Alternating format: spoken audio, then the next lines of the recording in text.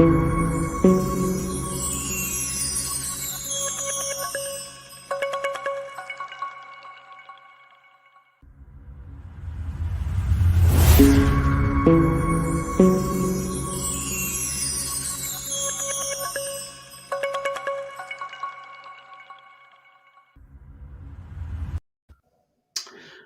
everyone. Welcome to EMD Media. The weekly H panel starts now.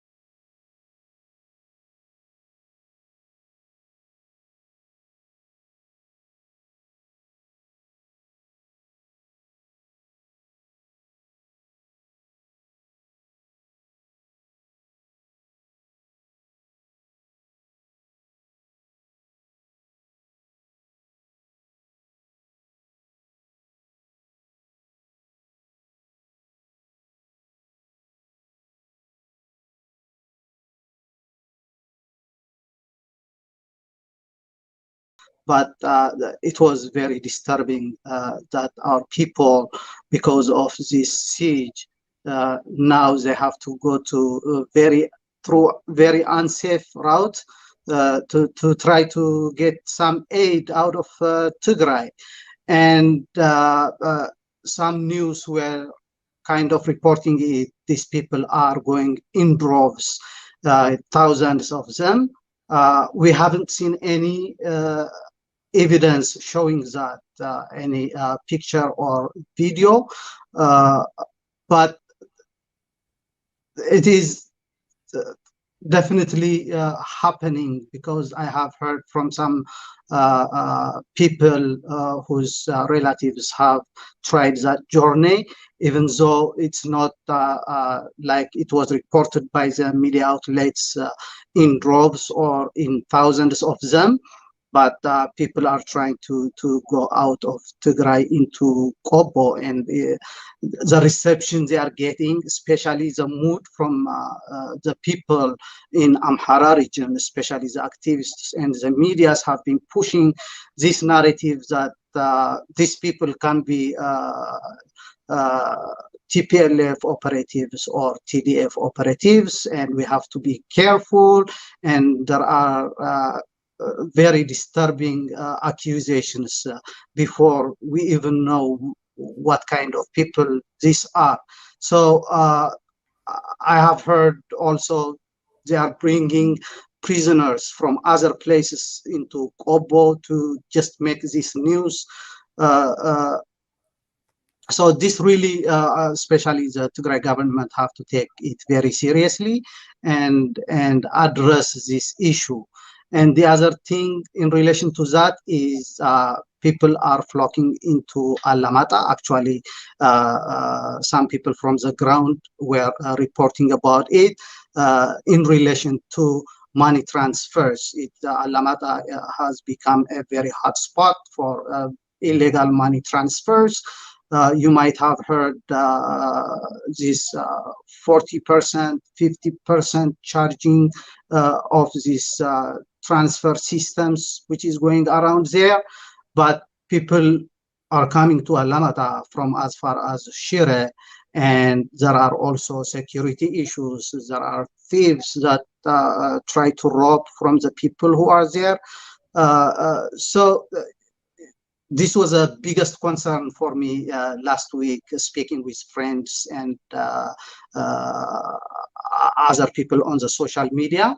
I believe the government of Tigray also should really address this, give awareness to the people, to tell them what's happening, to warn them the dangers they are going to face, because on my earlier message regarding the people who are going to Kobo, they are being arrested, I heard, and facing very harsh treatments from the security in Kobo. So I believe this should be addressed, and this is the highlight from the week I can give. Thank you.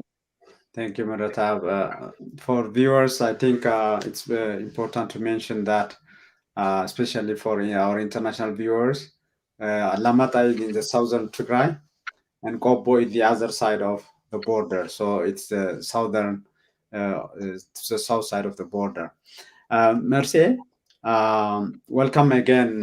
You have been here not on each panel, but on another show at the UMD Media. What stood out for you? What are the highlights for you this week? Thank you, Getachew. First of all, I appreciate the opportunity here.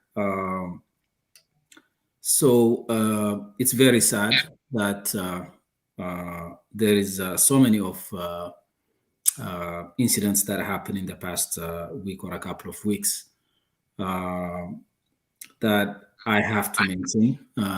Otherwise, I would have mentioned a couple of things and could have continued. But the situation in Ethiopia and specifically in Tigray is so dire that you can't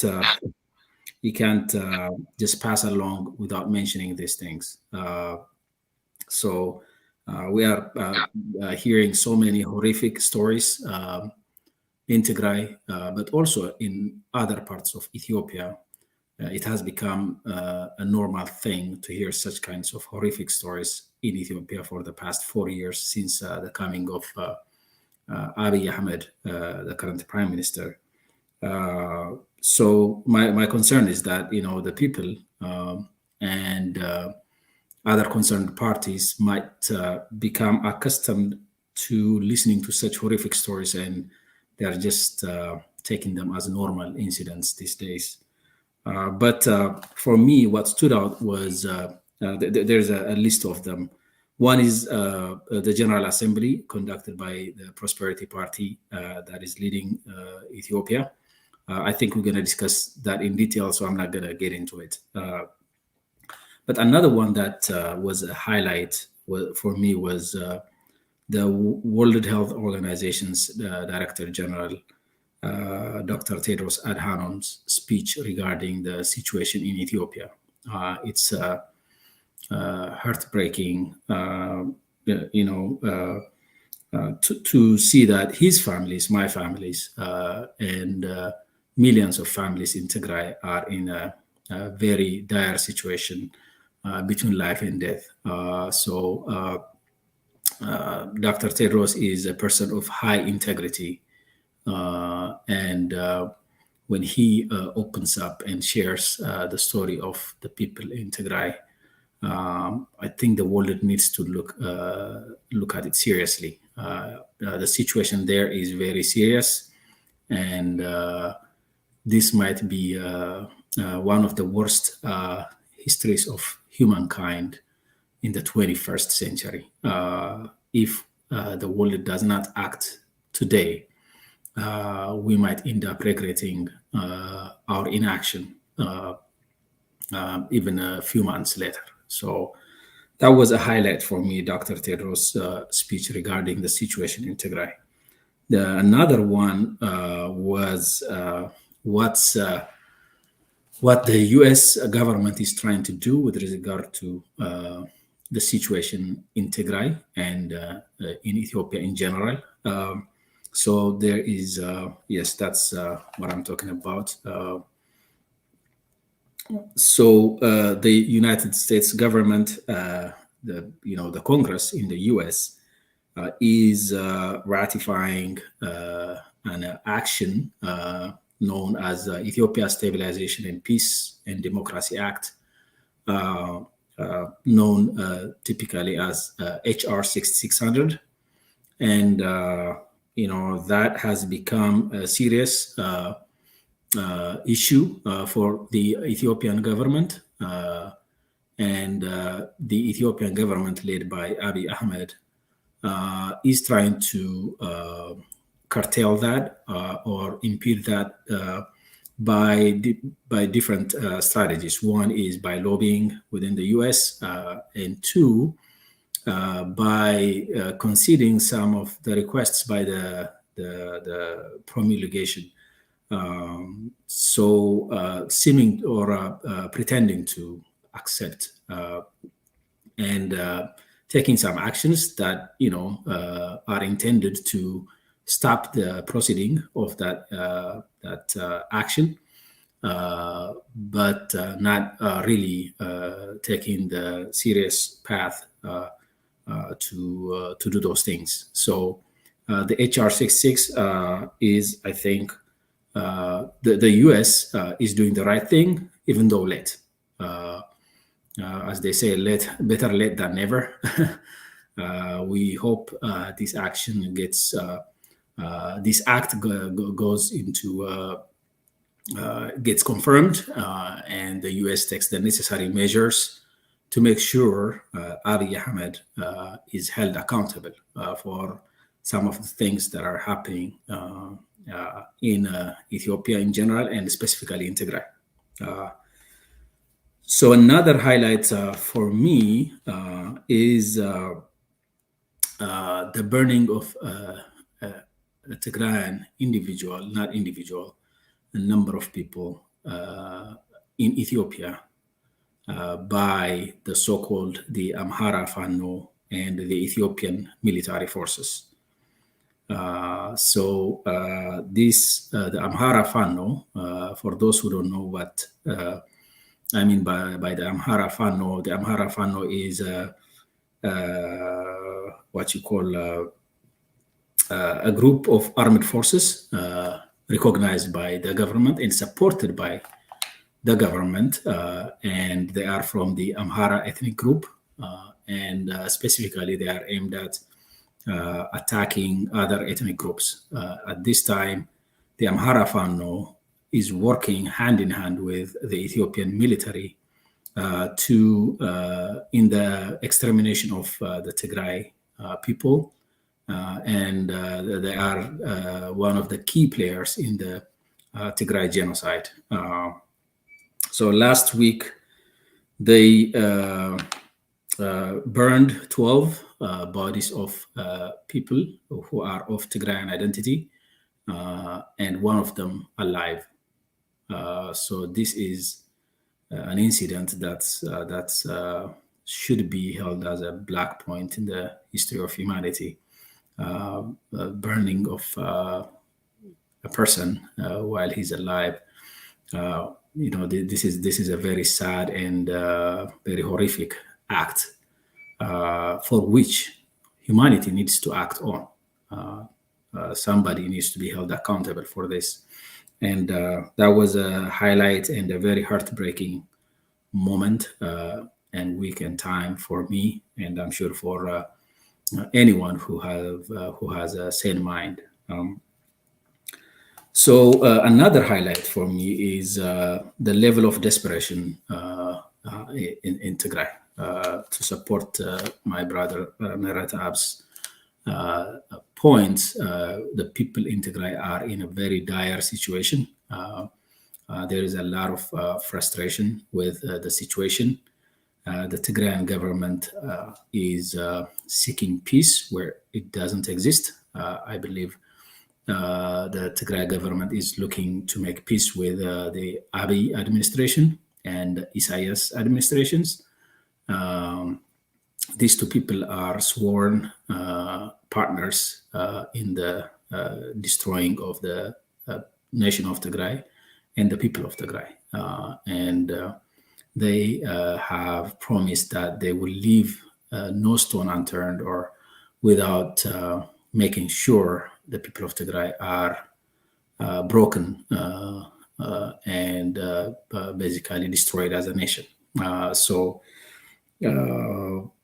And they are continuing to their siege on the people, and that has caused malnutrition on the kids in Tigray, lack of food, communication, medical supplies, electricity, telecommunication, all these things.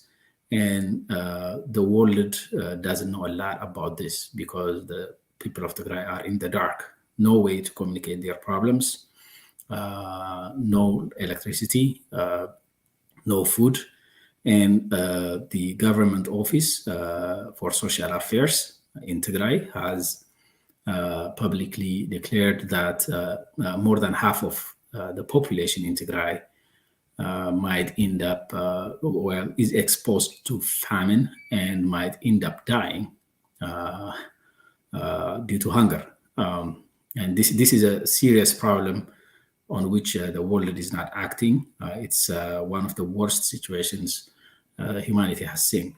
So the level of desperation is a highlight for me. And because of that, as Mehret have said, people are resorting to some dangerous solutions, including going to the Amhara region where they get caught and burned alive. So that's a very heartbreaking situation.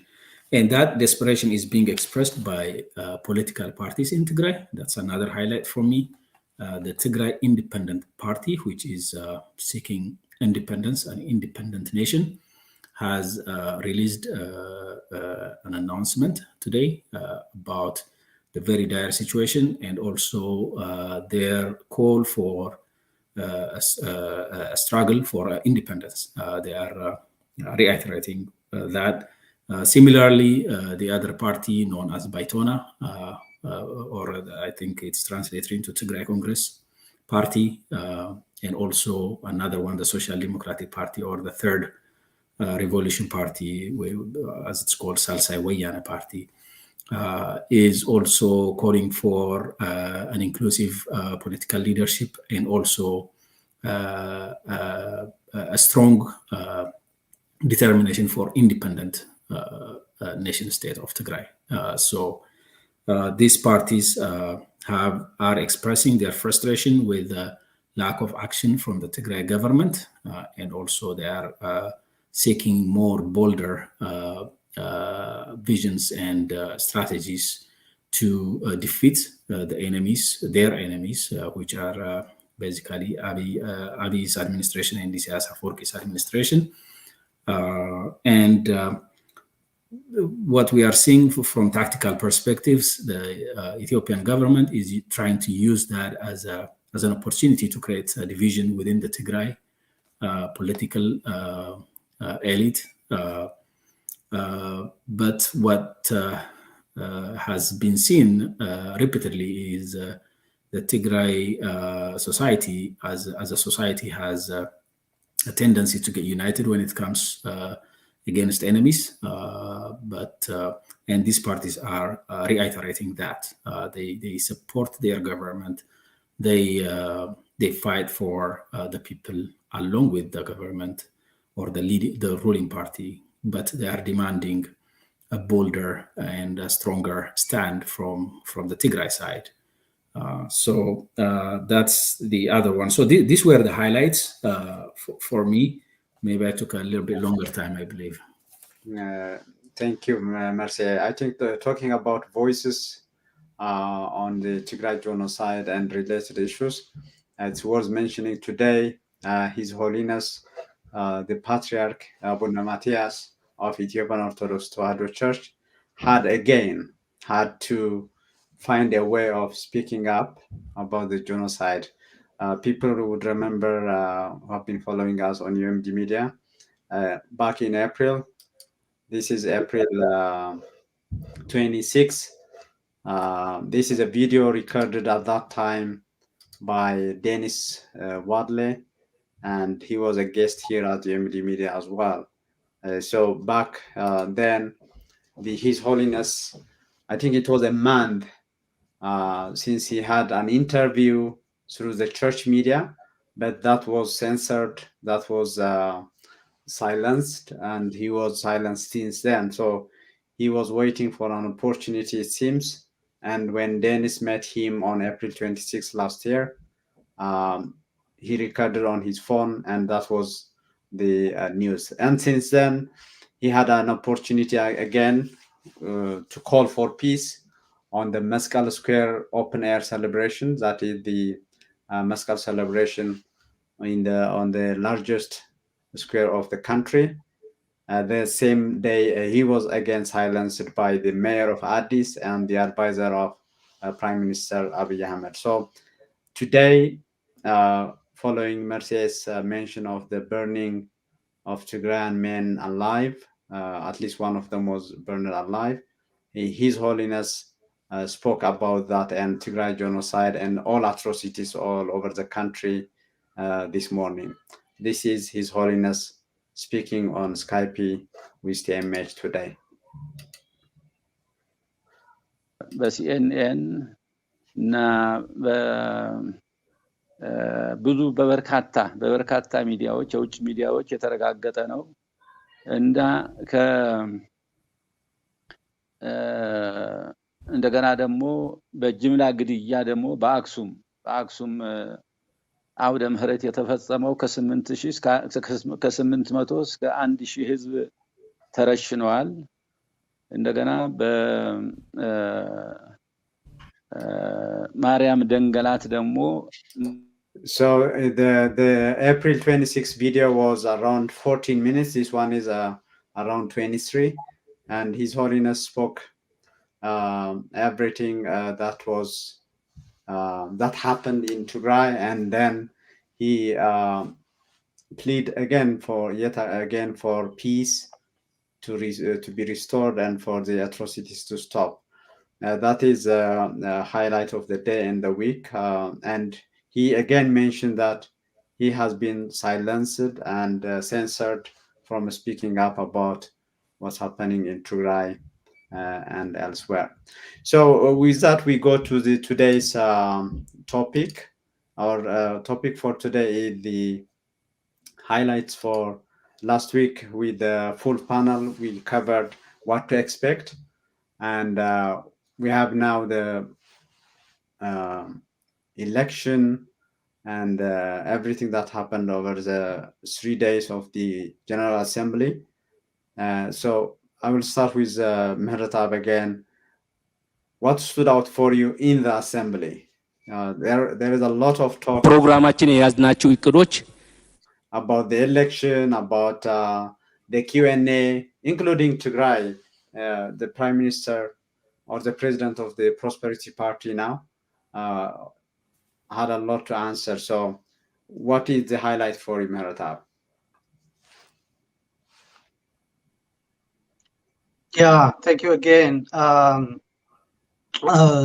Well, a lot of issues can be raised regarding the meeting of the Prosperity Party, including its legality.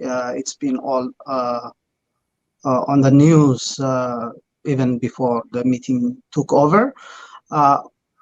We have seen some 3 or 4 different clips that were released from the meeting. I don't know how much of the meeting is aired on YouTube. So whatever they want us to see, they have released. I believe there is more to it. But from what we have seen on social media, I tried to watch all the videos. I see 3 points that stood out for me. The first one, beginning from the title of or the theme of the meeting, which in Amharic says "ከፈተና ወደ ከፍታ," which means from challenge or difficulty or from problems to new heights. And if you see on the meeting throughout, you wouldn't feel there was any challenge in this country. All the talk was like how PP outperformed even itself at some points, but especially compared to the past EPRDF, how better they were doing. So it was all focused on success. There are big security issues, there are economic issues, social issues in the country that are trying the country to the extent of questioning its existence. But you don't see that in this meeting. After answering some questions regarding the constitution, about nation building, and some investment talks, the program was adopted, and after the program of PP adopted, the prime minister or the president of the party went on highlighting how successful PP was and what they did in the past, including how colorful this meeting, the setup of this meeting was. He's fond of parties. You know how they throw parties. They are very good at it. He believes this is a factor to motivation to work, and he sees this as a success. The other thing is he compares his party PP with EPRDF, how it can adapt quickly to different situations. And he even said the economy was very resilient and we are kind of doing good. He admitted life is expensive. Yes, people are having economic hardships, but he said this is not an isolated issue. This is a global problem. He even gave an example, California, where I am at, and how the prices of fuel are rising, and to show that in comparison with the Ethiopian people, how they are struggling economically. So completely with the theme of the title, whatever raised inside the meeting, it completely doesn't go with the theme of the title. The second point I saw is everybody, including its supporters, had the feeling for the first time I saw in different social medias that this party is Abiy Ahmed's sole proprietorship, and they had to admit that this is just Abiy's party. There is no structure, there is no organization. This is Abiy and Abiy himself, especially on the central meeting where he gave a speech around an hour long. He was kind of lecturing like kids to its members, and his demeanor and everything, he was making sure to show that this is his party personally. And he even went to the extent that even if you have education or you think you are smarter, you just have to sit and listen to what I say, giving an example of Deng, and that was very revealing, that he dares to tell them that you can't go out of my way, you just have to stick to what I say until your time comes. Finally, I want to zoom into what he said about Tigray. He kind of put the responsibility, I don't know on whom it is, but on the other members of the party, because he's saying, Tigray, we don't want it to secede. If you don't, we have to help them. You guys cannot say no to help them. So he's kind of putting the responsibility on others, but from outside point of view, that's within themselves. But for us who look from the outside, we see the sense that he knows, he is admitting what he is doing to Tigray, including the siege and all the crimes that are committed against Tigrayans in Tigray or all over the country. This I see it as admitting his own doings. He spoke of Walqait also. He kind of said, I have a magic solution to it. If you listen to me, he really didn't express what he is planning to do, but he said, if the people of Tigray were to listen to my solutions, they would accept it kind of happily. So we can't take his words because always when we see his actions out of these meetings, we understand Abiy and the Prosperity Party. They say things for the moment, but we can only judge them by their actions. And this we've seen, especially the aid to Tigray, because some news were released in New York Times. They had to kind of panic to release. We are sending 20 trucks and we are planning to send more trucks.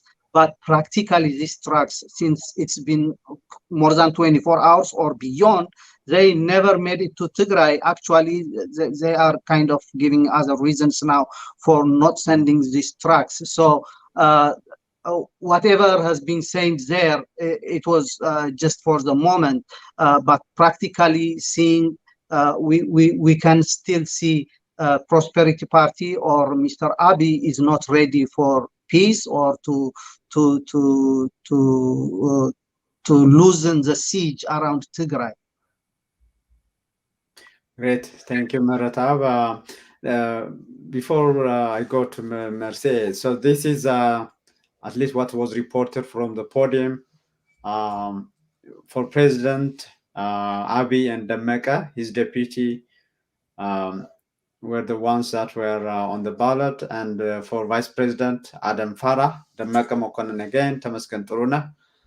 And what attracted many people's attention was the fact that Abiy was the one who was chairing everything. I'm trying to get the video where he says, once after he was nominated, he was saying anyone who's opposing Abiy. And this is even by the low standards of Ethiopian election. This is unprecedented and new. But in any case, this is what they reported. So out of the 1,495 valid votes, 1,480 went to Abiy and 2 went to Demeka Mokonnen for presidency. And then Demeka went to the vice presidency position as well. So Adam Farah from the Somali regional state got 1,330, followed by Demeka. And Tamaskan Turuna attracted our attention as well from observers because he is the head of the security apparatus. And Abiy's promise, among the countless promises he made when he came to power in 2018, was to have the security and all that far from party politics. But here is Tamaskan Turuna, not only was on the ballot for vice presidency, but he is in the central committee and I believe in the executive committee as well. Merce, what was the highlight for you during the GA of the PP? Thank you, Getachew. I think Maratab did a good job of explaining what went generally. So I think the general theme of the assembly was, I think Abiy Ahmed is trying to consolidate power. I see this Abiy's maneuver to consolidate power. That's what I saw. And also, he wanted to make a symbolic move showing dissociation, or maybe to use the right word, a graduation from a conflict-stricken country to what they call የከፍታ ዘመን in Amharic, which is to the heights, from the challenges to the heights. I guess that's how you translate it. But yeah, I think he's trying to dissociate the country from the widely known war, genocide, problems, economic problems, and all those things, and trying to show we are starting, or we are embarking on a new journey out of this conflict-stricken country. I think he's trying to show a symbolic move in that direction. That's what I think the theme of this overall assembly is. Did it achieve what it intended? I doubt it. Actually, it revealed some of the things that certain people may not have understood about the party. I'll mention a couple of them. One is just the fact that this party participated in the election without fulfilling the regulations and the criteria to participate in an election. What is sad is the National Electoral Board of Ethiopia has denied the certificate, or revoked the certificate of numerous parties for technical reasons, mentioning the way they handled their meetings and other things as reasons, and revoked their certificates, including some of the famous parties like the Ethiopian Democratic Party, led by the famous, he was not the chairman, but the famous Lidetu Ayale was a member of that party, and another party which was led by Engineer Yilቃል ጌትነት, and others where their certificate was revoked for not attending or not having a general assembly, but for the way they handled their general assembly, for very minor technical reasons. Here's the paradox. This party, which was elected, so-called elected to rule the country, did not even have a general assembly, did not even formally elect a leader, or a central committee, or a Politburo, or any formal leadership body. So it didn't fulfill the requirements to participate in the Ethiopian election.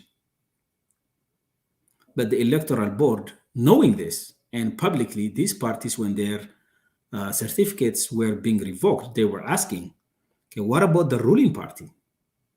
We are a lot more qualified with these technical requirements than the ruling party, which never formally elected its leaders, which never had a general assembly, which never had a foundation assembly, or a formation assembly, or establishment assembly.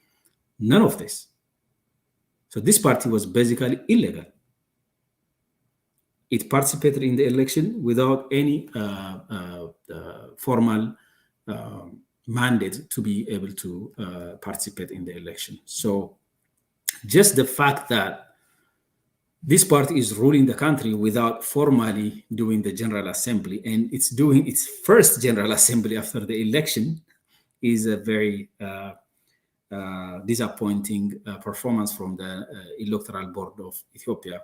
There was a lot of hope when Ms. Burtukan Mideksa was elected, or selected, to use the right word, selected by Abiy Ahmed to lead the National Electoral Board of Ethiopia, there was hope that she would follow the rules and she would go by the book.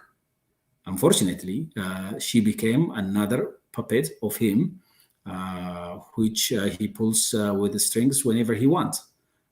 So that's a very big thing that came out of, that now the people should know. This is the first assembly of the party. And if it is the first, this party didn't exist before. So, or I think legally didn't exist. So very illegal. And the power was grabbed without the due process. So that's, just wanted to mention that. With respect to the contents of Abiy Ahmed's speech and other things, he said that there's going to be an ideology change in the party, and he mentioned the party previously used what's called the Revolutionary Democratic ideology. Now they have moved to a different one, and he mentioned his philosophy that he calls Maddamar. I think he translates it into synergy or something like that. The sad part about that is when a party has an ideology, it should be ruled, and all the activities and strategies should be aligned to that. Unfortunately, we never heard about this word for the past couple of years. It was after a couple of years that he's mentioning it now. You see in the faces of the attendants too, they're like, oh, there is such a thing as Maddamar. They forgot about it completely. So that's one thing. And the other thing is, when you really measure it from the actual things on the ground, Ethiopian people or the nations and the nationalities have never been as divided as they are today. The people in Ethiopia are fighting with one another. The level of hatred and social distance in Ethiopia has increased. And everything we see in Ethiopia, in the people of Ethiopia today, cannot be further than the concept of unity and synergy. So I don't know where he's coming from, but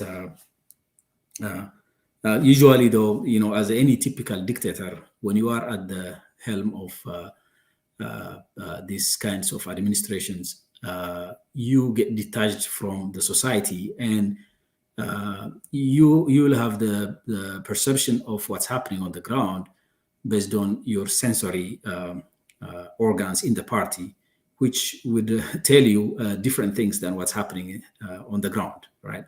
Maybe he's hearing that the Ethiopian people have never been united as today, or something like that. So that's the other thing, the ideology change he mentioned. He also mentioned economic resilience. This is a very, for the last 30 years, Ethiopia has been on the positive side of the IMF's economical reports with double-digit growths and things like that. For the last 3 years, Ethiopia is not even in the map.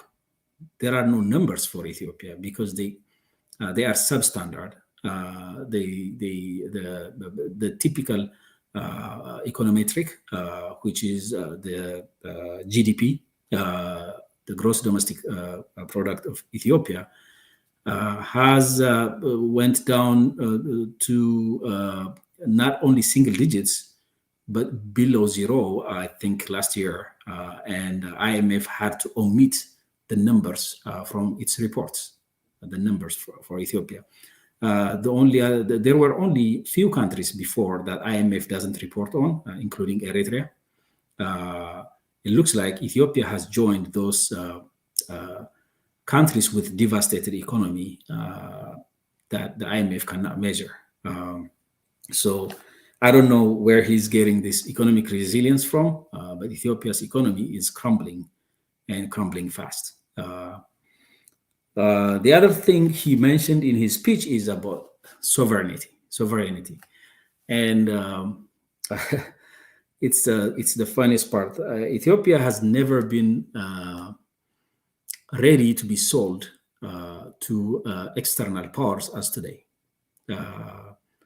All what are known as the cash cows of the country, the big five, the government has put them forward for foreign companies to come and grab them, basically.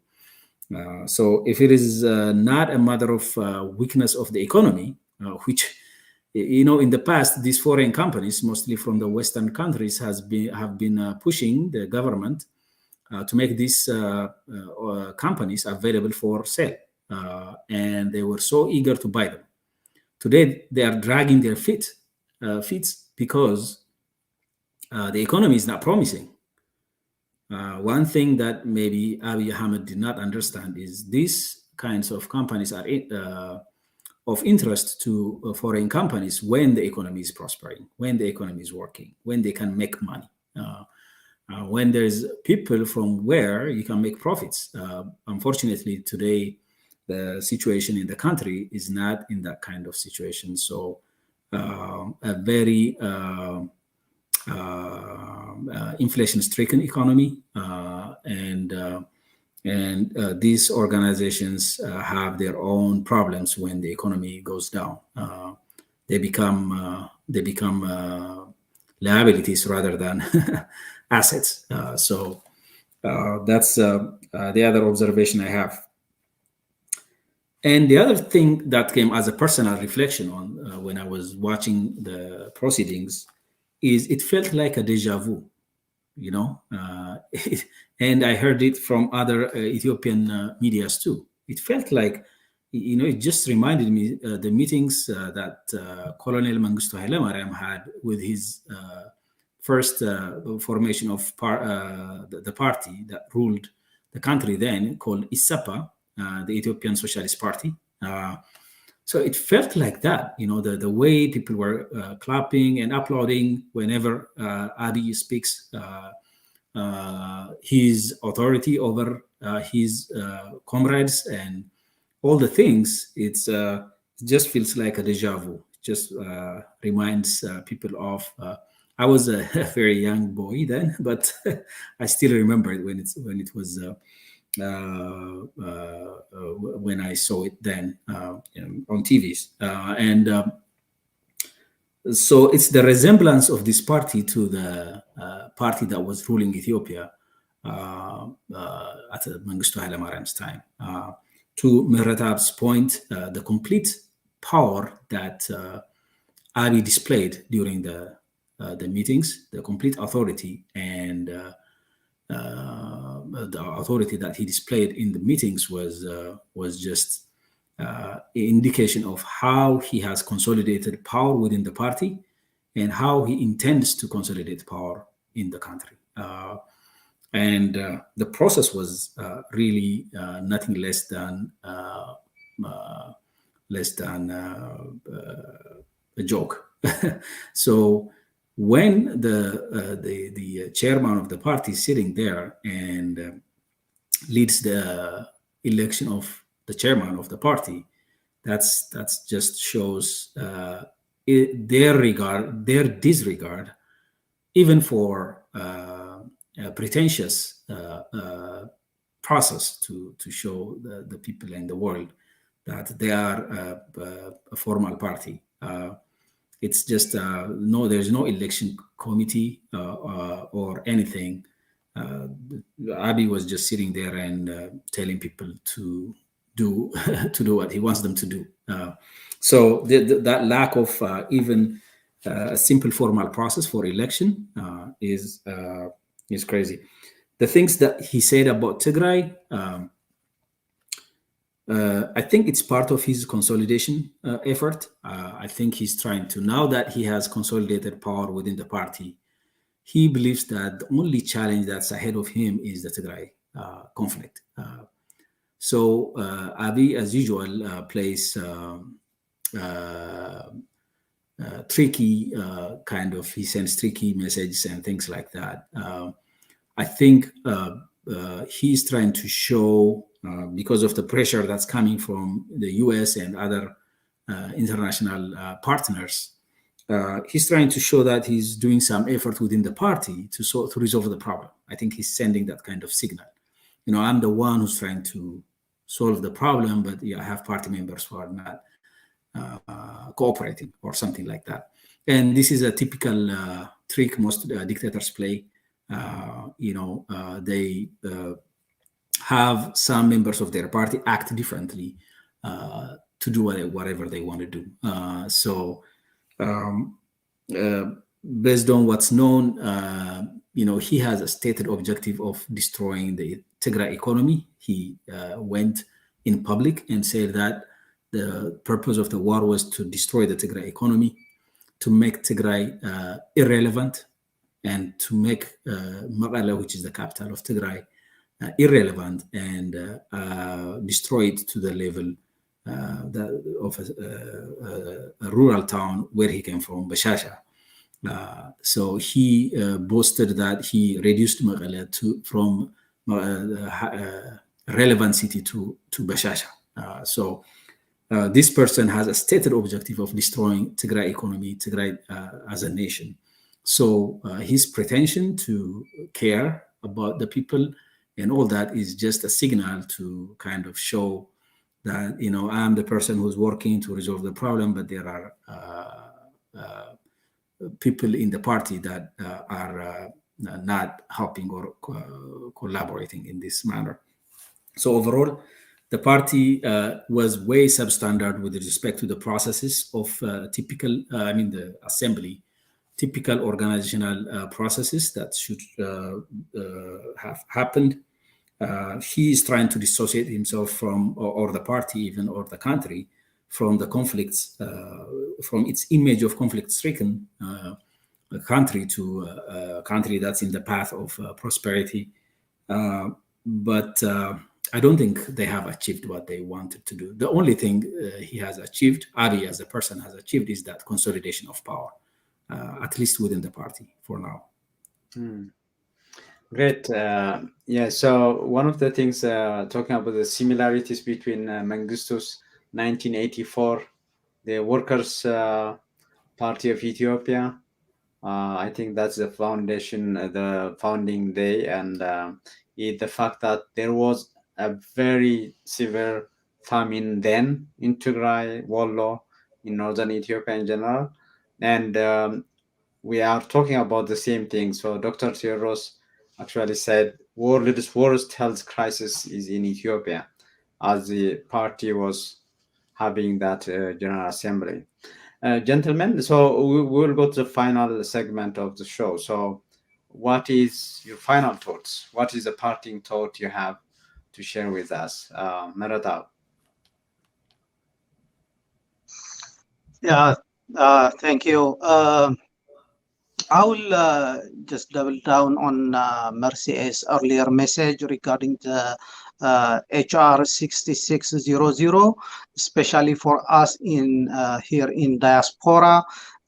This is kind of our final push to all our diplomatic efforts that we have been exerting since this genocidal war was waged against our people.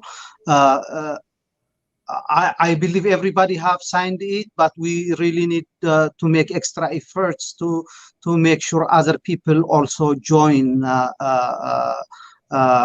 our colleagues at work or anybody. I have heard some people are going even to the mall to talk to people to make them sign, which is a very good strategy also. And especially other Ethiopians also, because this is a solution not only for Tagaru. Other Ethiopians should join and sign this resolution, because I believe it will bring a very big change towards the solution towards a solution to the problems we have in the country. It's not only just for Tigray. I know it's a very big thing for us, Tagaru, but it helps also other Ethiopians. So let's try to push others to join, make sure this resolution passes. Thank you. Great, thank you, Miratab. We are sharing the petition to sign here on the all platforms. You can access that. Merci. Final thoughts. So my final thoughts would be one for the people of Ethiopia. They have to know that Ethiopia is in a very, very dangerous, slippery road, and in a way to disintegration. So I think they need to wake up and correct the direction. They have to play their part. Otherwise, when the problems they see in Tigray today, they are coming their way. That's one thing. The second is for the international community. The international community, humanity in general, has failed Tigray. This kind of disastrous, horrific situation should not happen in the 21st century.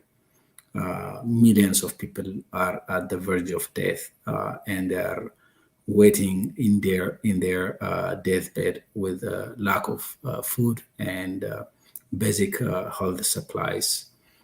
So humanity needs to act to save people's lives. And for us, for the Tigrayan people, I think it's time for unity and to unite and stand together and get out of this problem by winning. I do not believe there is a chance for peace with Abiy administration or with Isaias administration.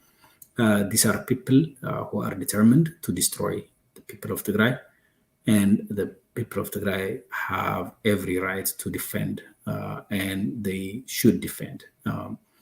So unity is important, but that unity should come with bold stands and visions. We need to be determined to decide or to pave our path to not only getting out of this predicament, but also to pave a prosperous life for our next generation. So unity is important, but including all political views is important. At this point, I would also like to say that to the international community that, this war is not against the party TPLF. This war is not between TPLF and the Ethiopian government. This war is a war waged on the people of Tigray.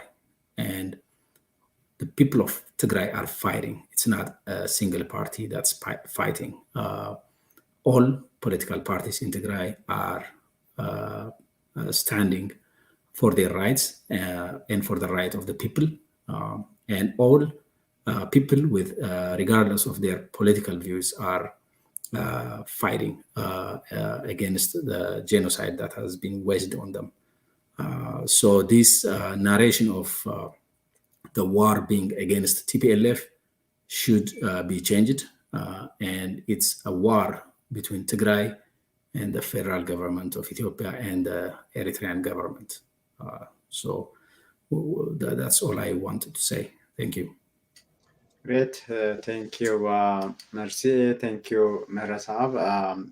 This is the final part of the show, and I do really hope to get you back at some point, because the way we will run the H panel is having these great people in a pool of panelists, and depending on the topic and time, we will be bringing more diverse voices. And we haven't covered a lot about what happened, what has been happening in other parts of Ethiopia.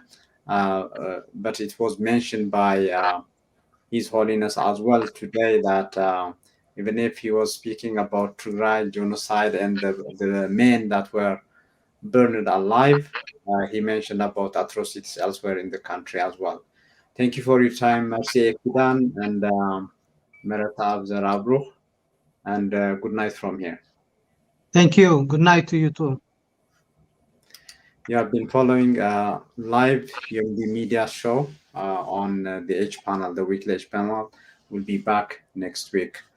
And tomorrow I have announcement to make in Amharic, in Tigrinya, Solomon Mazgowo, Dr. Solomon Mazgowo, and Ms. Mengistab Sagai, Tigrayabe, Nabe, Bahamei, ዝብል ክመፅኦም ካብኡ ረቡዕ ደሞ ቴዎድሮስ ጸጋይ ናይ ርእዮት ብትግርኛ እንደገና ናይ ትግራይ ፖለቲካ ትማሊ ሎሚ ጽባሕ ብዝብል ክምለስ እዩ። That was it for today. Thank you for following us. Please share, like, subscribe so that we have more viewership for our shows. Good night from here.